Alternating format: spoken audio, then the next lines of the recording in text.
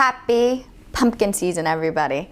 I'm super excited that you joined me on Fabulous Foods today. I'm Victoria Fabbo, and today we have pumpkin scones. Now, our producer and director here at Revere TV has been asking for these pumpkin scones, so today I said I'll make them for you. So, I wanted to get you guys going into the pumpkin season. We have our pumpkins here, so we also have our pumpkin here. So today I use canned pumpkin. Some people for their scones, they might like to roast it first and they like to have those aromas already built up ahead of time. So today I have just the canned pumpkin. So in a separate bowl, I'm gonna mix the canned pumpkin with our egg yolks and egg whites. I'm looking forward to this because we all are feeling Thanksgiving around the corner, fall is here, the weather has changed and let us know that fall's here. So something homey and warmy and cozy. That's what we're going to be making today. So give it a good mix so you know that it's nice and cohesive. And so this was about almost a cup of pumpkin, and this was 2 eggs. So you see now it's coming together. So I'm going to put that aside for now. Now in a separate bowl, I'm going to be adding our flour. So I measured out 330 grams. And when I'm baking, I do try to use grams over cups. Then here I have my sugar, about 67 grams of brown sugar.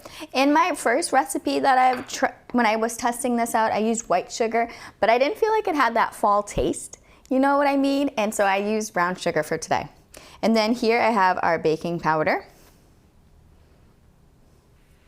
And then in here I have our clove, nutmeg, cinnamon, and ginger. You'll really figure out what taste you like the most. I'm gonna use all of it because I think the more the merrier. And now I'm gonna add a pinch of salt. When you're making scones, you want ice cold butter because the ice cold butter actually helps give it that leavening power that you want. Those nice layers that you see. It's not like a full lamination, but it helps. So anyways, I cut it in thirds, and then I'm gonna put it on its side. And you can cut it in thirds again, or you can cut it in half. Okay. So now I'm gonna go ahead and just brush off each one. So now I'm gonna dust the butter with our dry ingredients. So what I'm doing right now is I'm just breaking up the butter pieces, giving it a good shake. Okay. And then you wanna use this motion of the back of your palm. So you wanna put everything here, and using the back of your palm, you want to smear it. So we want to make sure that the butter is being coated by every surface area available. Now that the scones look pretty good, nice and fine, I'm going to just do it like a little well. There can still be some flour on the bottom, okay? And what I'm going to do is add our pumpkin mixture with the egg. And then just go ahead and get at it because you know your hands are going to get wet anyways. Let's grab some flour. Sprinkle on the counter, and I'm gonna work it together. I'm gonna knead it together.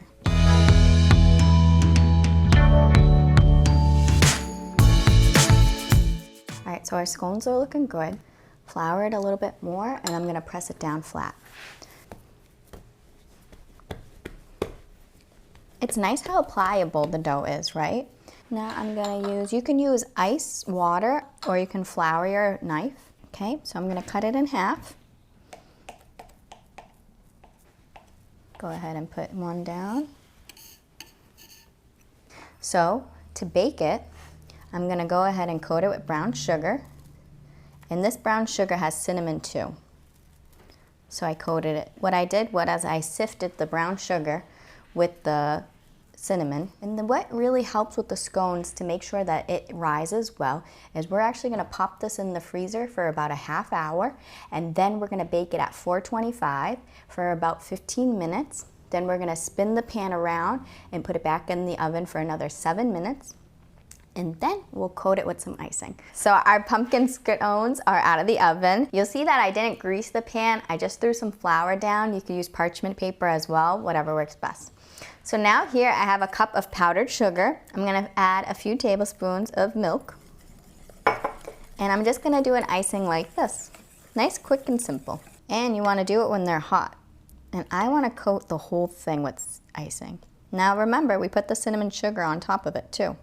You know, it is a time for giving, so I'm very thankful that I'm able to offer up baked goods whenever I'm able to my friends and family. So enjoy this Thanksgiving, and I hope you are all thankful and grateful, as I'm really grateful for Ver TV to have me here with them and enjoy sharing food with you all. So again, happy Thanksgiving and happy holidays, and I hope you guys enjoy some sweetness. Take care. Bye.